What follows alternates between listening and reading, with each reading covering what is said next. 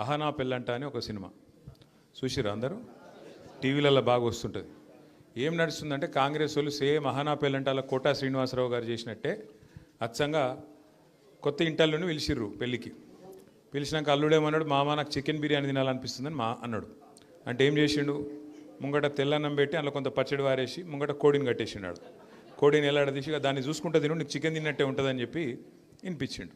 Same to same గదే పని రేవంత్ రెడ్డి గారు ఎలక్షన్ ముందు రాహుల్ గాంధీని తీసుకొచ్చి, సిద్ధరామయ్య గారిని తీసుకొచ్చి, సల్మాన్ ఖుర్షీద్ని తీసుకొచ్చి, ప్రియాంక గాంధీ గారిని తీసుకొచ్చి, ఖార్గే గారిని తీసుకొచ్చి, అందరిని తీసుకొచ్చి మంచిగా మన ముంగట ఒక కోడి కట్టిండు. ఆ కోడి పేరు 6 గ్యారంటీలు. 6 గ్యారంటీలు, 6 డిక్లరేషన్లు. ఆ కోడి కట్టిండు, సినిమా చూపెట్టిండు, ఓట్లు వేసుకున్నాడు. ఇక ఓడ మీద ఉన్నప్పుడు ఓడమల్లన్న, ఒడ్డుకెక్కినాక బోడమల్లన్న. ఇప్పుడు ఏమైందిరా బాయ్, మరి ఏం సంగతి చెప్తలేవు, ఏం సంగతి 100 రోజులు అన్ని చేస్తా అంటివి, ఏడబోతివి, ఏం సంగతి అంటే ఇప్పుడు కొత్త కథ ఎత్తుకున్నాడు. ఏహే నాకేం తెలుసు, ఇక్కడ లంకె బిందెలు ఉంటాయనుకుని వచ్చిన, లంకె బిందెలు లేవు కాబట్టి నేను చెయ్యా. పోనీ డైరెక్ట్గా చెయ్యా అని చెప్తాడంటే చెయ్యా అని చెప్పాడు. నిన్న పోయిండు యూసఫ్ గూడకు. ఇప్పుడే మా కమలాకర్ అని అంటుండు పక్కకెళ్ళి. యూసుఫ్ కూడా కేవలం పిలిచినట్టే, అదే కొన్ని సన్మానాలు ఉంటాయి. ఎట్లా అంటే మన దండ మనమే తీసుకుపోవాలి, మన షాలు మనమే పట్టుకపోవాలి, మన అట్లే మనను కపెటోని కూడా మనమే కొంటపోవాలి. కొంటపోయి బల్మీటికి మనది మనం సన్మానం చేయించుకొని ఆడికెళ్ళి రావాలి. పెట్టుకున్నాను నిన్న అక్కడ ఒకటి పెట్టుకొని పోతే పెద్ద ఇక చీఫ్ మినిస్టర్ వస్తుండు, డామ్ డూమ్ డీమ్ డామ్, వేల మంది స్వచ్ఛందంగా తండాలుగా రండి అంటే ఆడ బారాన కుర్చీలు ఖాళీ ఉన్నాయి. వచ్చిన వాళ్ళు కూడా ఒకళ్ళు అడు చూస్తుర్రు, ఒకళ్ళు ఇడు చూస్తుర్రు, ఎక్కడ కూడా ఏం లేదు. ఇక ఆడ పోయి ఏదో లేనిపోయిన ఆవేశం తెచ్చిపెట్టుకొని డైలాగులు కొట్టిండు కొన్ని. అయితే అక్కడ పాయింట్ ఏంటంటే పోయిండు, సరే ఏదో మాట్లాడిండు, కానీ కొన్ని గమ్మత్తుంటాయి. అప్పుడప్పుడు మనకు తెలియకుండానే కొన్ని నిజాలు బయటకు వచ్చేస్తాయి. రేవంత్ రెడ్డి గారు చాలా చెప్పిండు నిన్న, నేను ఇట్లా నేను అట్లా అని చెప్పి ఆఖరికి ఒక మాట అన్నాడు, నేను చెప్పిన ప్రతి మాట నిలబెట్టుకుంటాను, నేను చెప్తలేను, నేనేం దేవుని కాదు. మాకు అది ఎప్పుడో ఎరికే.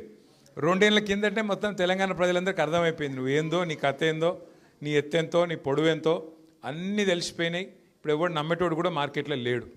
వాస్తవం ఏంటి అంటే ఈరోజు రాష్ట్రంలో కాంగ్రెస్ పార్టీకి ఓటు వేయాలి అని ఉత్సాహంగా ఉరుకులాడేటోళ్ళు అయితే ఎవరు నాకు తెలిసి అయితే వాళ్ళు కనబడతలేరు.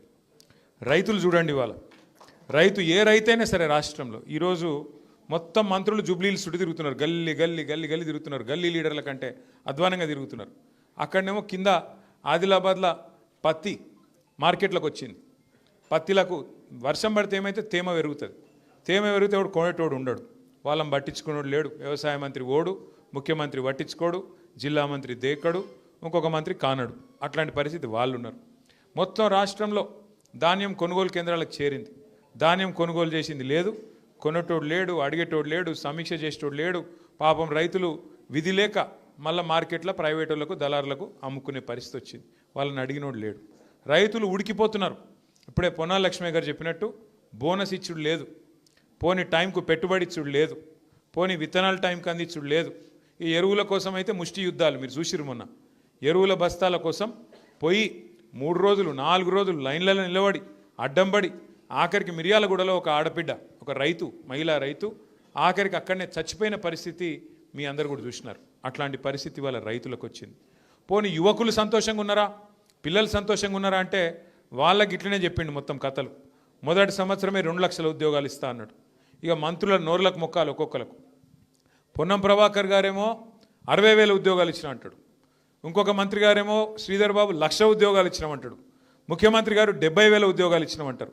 మంత్రివర్గంలో ఉన్నదే 15 మంది. వాళ్ళు అబద్ధాలు చెప్తే కూడా అతికేటట్టనే చెప్పాలి. ఒకరికి శృతి కూడా లేదు. ఒక ఆయన 60,000 అంటాడు, ఒక ఆయన 70,000 అంటాడు, ఒక ఆయన 1,00,000 అంటాడు. మొత్తానికి ఇచ్చింది మాత్రం వాస్తవంగా 6-7 కూడా లేదు. సంవత్సరంలో 2 లక్షల ఉద్యోగాలని చెప్పి యువకులను మోసం చేశారు. చదువుకునే ఆడపిల్లలకు స్కూటీలు అన్నారు, విద్యా భరోసా కార్డులు ఇస్తామన్నారు, 5 లక్షల విద్యా భరోసా కార్డు అన్నారు. ఇట్లా ఒక్కటి కాదు 100 ముచ్చట్లు చెప్పి యువతను మోసం చేశారు. ఇక మహిళలు మీకు తెలుసు ఎంత గొప్ప మాటలు చెప్పిండు. మహిళలకి నెలకు 2,500 రూపాయలు ఇస్తా అని చెప్పిండు. అత్తకు 4,000, కోడల పిల్లకైతే 2,500 అన్నాడు. మరి ఎక్కడ పోయినాయి పైసలు అని చెప్పి మహిళలు ఎదురు చూస్తే మీకు చెప్పేది ఒకటే ఒక్క స్టోరీ. ఏంటిది? ఫ్రీ బస్సు పెట్టినాం, ఇక మీరు తిరుగుండ్రి. ఫ్రీ బస్సు సంగతి కూడా మీకు తెలవాలి. మహిళలకు ఫ్రీ, కరెక్టే, ఒప్పుకుంటాం. కానీ పురుషులకు డబల్ టికెట్, పిల్లలకు చారణ పెంచిర్రు బస్ పాసులు. ఇక మరి మిగిలినట్ట పోయినట్ట పైసలు కుడి చేతితో ఇచ్చుడు ఎడమ చేతితో గుంజుకుండే కదా. ఇప్పుడు ఈ కిసలకి వెళ్ళి తీసి ఈ కిసలు పెట్టుకుంటే ఏం లాభం? ఒక అట్లున్నది కాంగ్రెస్ ప్రభుత్వం కథ. ఫ్రీ బస్సు ఫ్రీ కానే కాదు. ఎందుకు కాదు?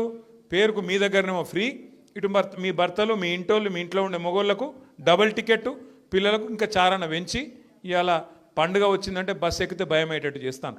ఆ స్థాయికి ఫ్రీ బస్సు. ఇక తులం బంగారం నాకంటే బాగా మీకే తెలుసు. మేము ఎలక్షన్ల ముందే చెప్పినాం. ఏం చెప్పిండు కేసీఆర్ గారు? 1,00,000 రూపాయలు ఇస్తే నేను మీదికెళ్ళి తులం బంగారం ఇస్తా అన్నాడు. మేము ముందే చెప్పినాం మీకు, వీళ్ళు తులం బంగారం ఇచ్చే బాపతోళ్ళు కాదు, మీ మెడల పుస్తెల దాడు కూడా గుంజుకపోయే బాపతోళ్ళు ఇల్లు చాలా లంగలని చెప్పినాం. ఇప్పుడు కనబడుతుంది. చూడురి, ఇందిరమ్మ రాజ్యం ఇందిరమ్మ రాజ్యం ఇందిరమ్మ రాజ్యం అన్నాడు. పోనీ హైదరాబాద్లో ఒక ఇల్లు కట్టిండా? ఎన్ని కులగొట్టిండి ఇల్లు చూస్తుండ్రా? హైడ్రా హైడ్రా అనుకుంటా కులగొడుతుండా? ఇందిరమ్మ రాజ్యం అంటే ఇల్లు కులగొట్టుడేనా ఇందిరమ్మ రాజ్యం? గిదేనా నువ్వు చెప్పింది? గరీబోళ్ళకి మంచి చేసే రాజ్యం ఇది. పెద్దవాళ్ళవి కనబడతలేవు నీకు. మూసిని అడ్డంగా కట్టి పెద్ద పెద్ద బిల్డింగ్లు కడితే అవి కనబడతలేవు హైడ్రాకు. రేవంత్ రెడ్డి కానీ అన్నగాడు చెరువుల కట్టిండి ఇల్లు, అది కనబడతలేదు హైడ్రాకు. కానీ గరీబోళ్ళు, ఏ దిక్కు లేనోళ్ళు, బోరబండల, రేమత్ నగర్లా, యూసుఫ్గూడలా, అట్లాగే షేక్పేట్ల మీరు కట్టుకున్న 60 గజాల ఇండ్లు 40 గజాల ఇండ్లు అందులో మాత్రం హైడ్రావానికి ఎక్కడ లేని రేషం ఎక్కడ లేని ఆగం వచ్చి ఇండ్ల మీద పడి కూలగొడతా ఉన్నారు. అందుకే ఈ ఎలక్షన్ జూబ్లీహిల్స్లో వచ్చింది. ఇదేం ప్రభుత్వాన్ని దించేదో మమ్మల్ని ఎక్కించే ఎలక్షన్ కాదు. ఇది ప్రభుత్వానికి బుద్ధి చెప్పే ఎలక్షను. ఈ ఎలక్షన్ జరుగుతున్నది కారుకు బుల్డోజర్కు మధ్యన జరుగుతున్న ఎలక్షన్ ఇది. మీరు కేసీఆర్ గారి కోటేస్తే బ్రహ్మాండంగా మళ్ళొక్కసారి 10 ఏళ్ళు ఎట్లయితే ప్రశాంతంగా ఉన్నామో ఆ పరిస్థితి వస్తుంది. లేకపోతే రేపు మీ ఇంటికి బుల్డోజర్ వస్తుంది. పక్కా చెప్తున్నాను నేను. మళ్ళీ తర్వాత మీరు లబోదిబో అంటే లాభం లేదు. గిట్లనే 2 ఏళ్ల కింద మోసపోయినారు. 2 ఏళ్ల కింద గిట్లనే 6 గ్యారంటీలు 420 హామీలు అని మోసేదికి బెల్లం పెట్టి నాకుమంటే నమ్మిరు కొంతమంది. హైదరాబాద్లో నమ్మలేదు, బయట వాళ్ళు నమ్మిరు. మా కరీంనగర్ల, మా నల్గొండల, మా వరంగల్ల, మా ఆదిలాబాద్ల అక్కడ నమ్మి మోసపోయారు. హైదరాబాద్ వాళ్ళు హుషారు, మీరు నమ్మలే. కాంగ్రెస్ వాళ్ళు లంగలు, వీళ్ళని నమ్మొద్దని చెప్పి ఔటర్ రింగ్ రోడ్డు లోపల ఒక్క సీటు కూడా కాంగ్రెస్కి ఇవ్వకుండా మొత్తంగా బీఆర్ఎస్ని గెలిపించింది మీరు. మీకు ఆ చైతన్యం ఉంది మొదటి నుంచి. ఎందుకంటే మీకు ఎరికే కాంగ్రెస్ వాళ్ళని చూసి మీకు ముందే మొత్తం వాళ్ళ రంగు రుచి పుట్టుమచ్చలతో సహా తెలుసు. కాబట్టే మీరు నమ్మలే. ఇప్పుడు కూడా మళ్ళా కొత్త వేషాలు వేసుకొని తిరుగుతున్నారు. గల్లీకి ఒక మంత్రి తిరుగుతుండు, అభివృద్ధి చేస్తాం. నేను ఒక్క మాట అడుగుతున్నా, చెప్పండి. నిన్న ఒక కాంగ్రెస్ ఎమ్మెల్యే మహబూబ్నగర్ ఆయన ఖుల్లా చెప్తున్నాడు. ఆయన ఎన్ఎం శ్రీనివాసరెడ్డి ఏమంటుండు? బుడ్డ పైస లేదు, ఊళ్ళలో కోత 2 లక్షలు లేదు, 5 లక్షలు లేదు ఎమ్మెల్యేల కాడ. మేము ఉత్తగా పెళ్ళిళ్ళకి పోతున్నాం, పేరెంటాలకు పోతున్నాం, శవాలు ఎక్కడైనా చచ్చిపోయినట్టే శవయాత్ర పోతున్నాం తప్ప మా దగ్గర బుడ్డ పైస లేదని చెప్తుండు. మరి గెలిచినాక నీ పార్టీ టికెట్ మీద గెలిచిన వాళ్ళు 64 మంది ఉన్నారు, వాళ్ళకే దిక్కులేదు. ఇంకొకటి గెలిస్తే ఇంకొని ఏం చెప్తావు? మరి నువ్వు పక్కన కంటోన్మెంట్ కాన్స్టిట్యున్సీ ఉంటుంది, గిన్నె జూబ్లీహిల్స్ పక్కకు అంటుకునే ఉంటుంది. కంటోన్మెంట్లో గెలిచి సంవత్సరంన్నర కాంగ్రెస్ వాళ్ళు. కంటోన్మెంట్లో అప్పుడు మనకి ఇట్లనే ఉప ఎన్నిక వచ్చింది. మన ఎమ్మెల్యే అమ్మాయి చనిపోయింది, లాస్యా నందిత. ఉప ఎన్నిక వచ్చింది. ఉప ఎన్నిక వస్తే కాంగ్రెస్ వాళ్ళు ఇక్కడ సేమ్ జూబ్లీహిల్స్లో వేసిన క్యాసెటే అక్కడ ఇచ్చారు. ఏం చెప్పారు? గెలవంగానే 1000 కోట్లు తెస్తాం, గెలవంగానే మీకు 6000 ఇండ్లు ఇస్తాం. ఇచ్చిర్రా ఒక ఇల్లన్నా? 1000 కోట్లు వచ్చినాయా కంటోన్మెంట్లో? మరి అమ్మకు అన్నం పెట్టినోడు చిన్నమ్మకు బంగారు గాజులు చేయిస్తాడా? అమ్మకు అన్నం పెట్టినోడు అని ఎందుకంటున్నా అంటే 64 మంది గెలిచిన వాళ్ళని చూసుకోడట. కానీ కొత్తగా ఇప్పుడు గెలిపిస్తే అభివృద్ధి చేస్తారట. ఏం అభివృద్ధి చేస్తావు? మీ ఎమ్మెల్యేలే ఖుద్దు మా ప్రభుత్వం దగ్గర పైసలు లేవు, మాకు పైసలు ఇవ్వండి అని ప్రపంచ బ్యాంకు ఉత్తరాలు రాస్తారు మీ ఎమ్మెల్యేలు. ఎల్లారెడ్డి ఎమ్మెల్యే మదన్ మోహన్ ముఖ్యమంత్రి పైసలు ఇస్తలేడు, నువ్వన్న పైసలు ఇవ్వని చెప్పి వరల్డ్ బ్యాంక్ అధ్యక్షునికి ఉత్తరం రాసిండు. నువ్వు గెలిచిన ఎమ్మెల్యేలను చూసుకునే ముఖం లేదు నీకు. 64 మంది గెలిస్తే వాళ్ళ కాన్స్టిట్యున్సీలు డెవలప్మెంట్ చేసే ముఖం లేదు. నువ్వు ఇంకొకరిని గెలిపించేమో పొడుస్తావు. ఇతను అవుతుందా? నువ్వే చెప్పబడితే ఇంకోటి రేవంత్ రెడ్డి అభ్యర్థి ఏమో, ఇక్కడ పోటీ చేసే అభ్యర్థి ఏమో నేను రేవంత్ అన్న దగ్గర కూర్చుంటా, పైసలు తెస్తా. ఏడకెళ్ళి తెస్తావు? మీరు రేవంత్ అన్ననే బీదర్పులు అరుస్తుండ్రు రోజు. నన్ను ఢిల్లీలో వాడు కాంతలేడు, నేను పోతే దొంగ లెక్క చూస్తుర్రు, చెప్పులు ఎత్తుకపోతాడేమో అపాయింట్మెంట్లు ఇస్తలేరు. మరి ఆయనకే దిక్కు లేకపోతే నీకేడికెళ్ళి చెప్తాడు? ఆలోచించరు మీరు. ఈయననేమో అభివృద్ధి చేస్తా అని మాట్లాడతాడు, నిలబడ్డా ఆయనే. డెవలప్మెంట్ చేసుకుందాం. అది కూడా చెప్తాం.